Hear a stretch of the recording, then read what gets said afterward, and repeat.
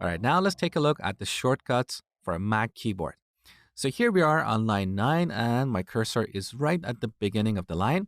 If you want to move the cursor to the end of the line, instead of using the right arrow to go all the way, simply hold down the function key and press right. Here it is. Or you can press function and left to jump to the beginning of the line.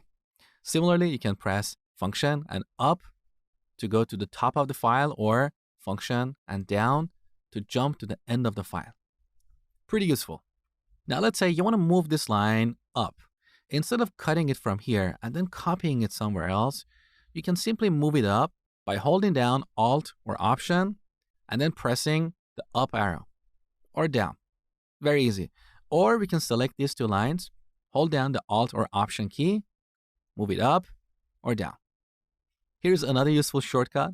We can convert these two lines into a comment by pressing Command and slash, and then we can remove the comment using the same shortcut.